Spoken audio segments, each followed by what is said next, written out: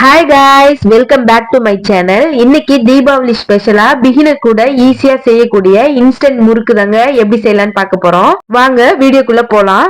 அதுக்கு ஃபர்ஸ்ட் பாத்தீங்கன்னா ஒரு மெஷரிங் கப் எடுத்துக்கலாம். உங்ககிட்ட மெஷரிங் கப் இல்லனா ஒரு கப்போ அப்படி இல்லனா ஒரு டம்ளரோ எடுத்துக்கோங்க.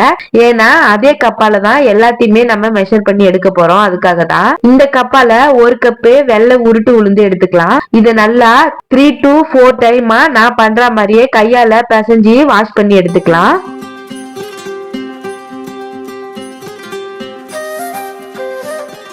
எந்த கப்பால உளுந்து எடுக்கிறோமோ அதே கப்பாலேயே 1:3 ரேஷியோல 3 கப் தண்ணி சேர்த்து குக்கர்ல மீடியம் ஃப்ளேம்ல ஒரு 3 விசில் விட்டு எடுத்துக்கலாம்.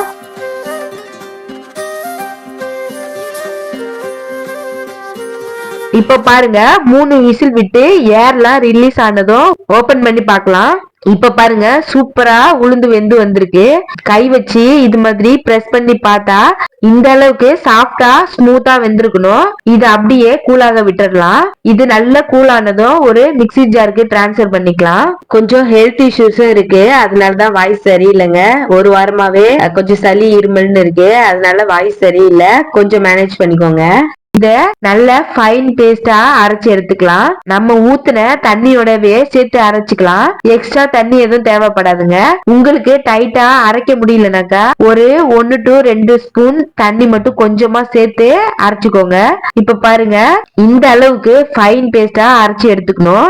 இத ஒரு பக்கம் வச்சுட்டு எந்த கப்பால உளுந்து எடுத்தோமோ அதே கப்பாலேயே 4 கப் பச்சரிசி மாவு எடுத்துக்கலாங்க. 1:4 ரேஷியோல எடுத்தா கரெக்டா இருக்கும். ட்ரெடிஷனல் மெத்தட்ல அரிசிய அலசி காய வச்சு உளுந்து வறுத்து போட்டு முறுக்கு செய்யற ரெசிபியும் ஆல்ரெடி அப்லோட் பண்ணிருக்கேங்க. அதோட லிங்கையும் டிஸ்கிரிப்ஷன் பாக்ஸ்ல வைக்கிறேன். தேவைப்படுறவங்க செக் அவுட் பண்ணி பாருங்க. இந்த மாவை நல்லா சலிச்சு எடுத்துக்கலாம். அப்பதான் கப்பி குருணை எதுவும் இருந்தாலும் இதுலயே வந்துடுங்க.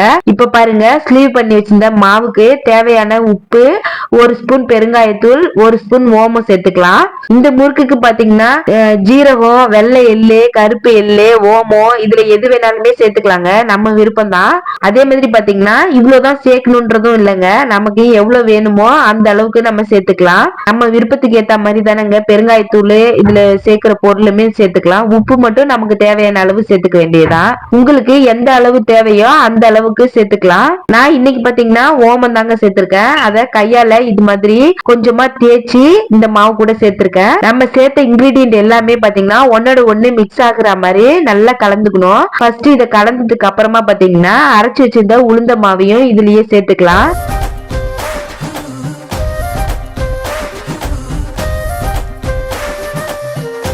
இந்த ஸ்டேஜ்ல பாத்தீங்கன்னா நம்ம ஸ்டவ் ஆன் பண்ணிட்டு கடாயில ஆயில ஊத்தி ஹீட் பண்ணிக்கலாம். இது ஹீட் ஆகிட்டு இருக்கிற டைம்லயே பாத்தீங்கன்னா மாவுமே நம்ம பிசைஞ்சு எடுத்துக்கலாம். ஃபர்ஸ்ட் உளுந்த மாவோட அரிசி மாவை இது மாதிரி நல்லா கலந்து மிக்ஸ் பண்ணிக்கலாம்.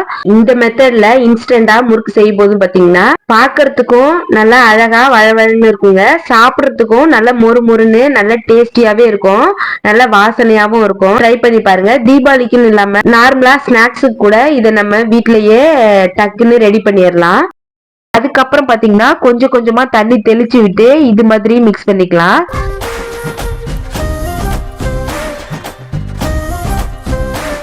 இது நல்லா ஓரளவுக்கு மிக்ஸ் பண்ணதுக்கு அப்புறம் பாத்தீங்கன்னா நம்ம ஹீட் பண்ணி வச்சிருக்கோம்ல ஆயில இருந்து ஒரு குழிக்கரண்டி ஆயில எடுத்து இந்த மாவுல சேர்த்து நல்லா கலந்து கொடுத்துக்கலாம். தண்ணி பாத்தீங்கன்னா கொஞ்சம் கொஞ்சமா தெளிச்சு விட்டுதாங்க மாவு பிசையணும். ரொம்ப தண்ணி அதிகமா போயிடுச்சுன்னா திறந்து போயிடும். ரொம்ப கெட்டியா இருந்துச்சுனாக்கா பிரிஞ்சு பிரிஞ்சு வந்துருங்க.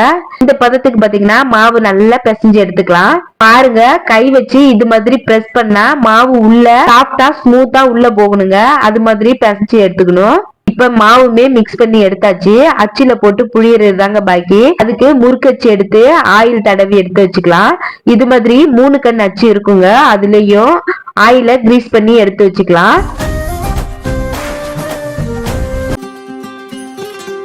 கிரீஸ் பண்ணி முறுக்கு குழல்ல போட்டு மிக்ஸ் பண்ணி வச்சிருந்த மாவையும் இதுலயே சேர்த்து நல்லா டைட்டா க்ளோஸ் பண்ணிக்கலாம்.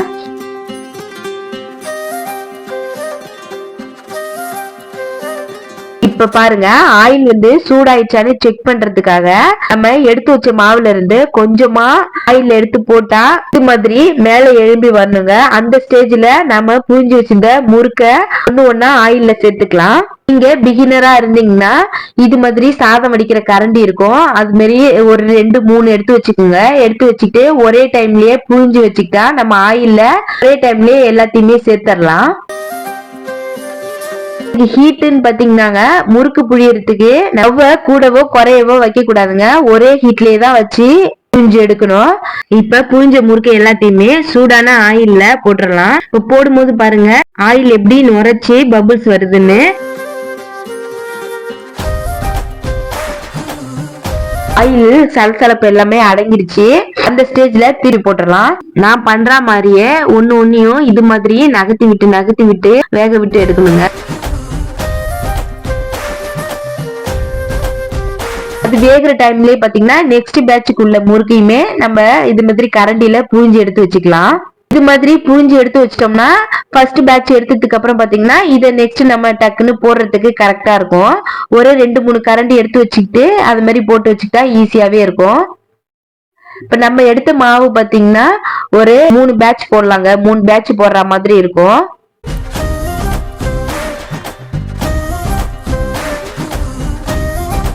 பாருங்க ஆயில்ல ஃபுல்லாவே தண்ணியோட இந்த சலசலப்பு பபுள்ஸ் எல்லாமே அடங்கிடுச்சு.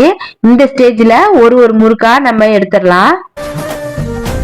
எடுத்துட்டு அந்த ஆயில் ஃபுல்லா நல்லா வடிஞ்சதும் ஒரு பிளேட்டுக்கு டிரான்ஸ்ஃபர் பண்ணிடலாம். நான் மெஷரிங் கப்பால 1/2 கப் உளுந்து எடுத்தேங்க. இந்த 1/2 கப் உளுந்துக்கு பாத்தீங்கன்னா இந்த ஷேப்ல போட்டீங்கன்னா ஒரு 20 to 25 முறுக்கு நமக்கு கிடைக்குங்க. இன்னும் அதிகமான குவான்டிட்டில வேணும்னா நம்ம சொன்ன மெஷர்மெண்ட்டே அப்படியே டபுள் ஆக்கிக்கலாங்க. இது மாதிரியே எடுத்து வச்சிருந்த எல்லா மாவையுமே ஆயில்ல போட்டு ஃப்ரை பண்ணி எடுத்துக்கலாம்.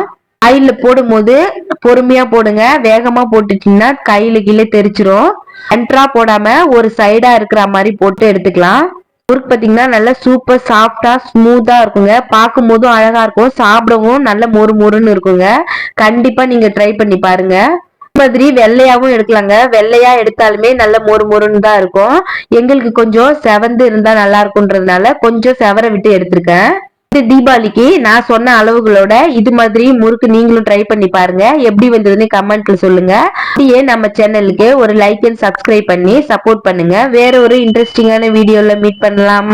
பாய்.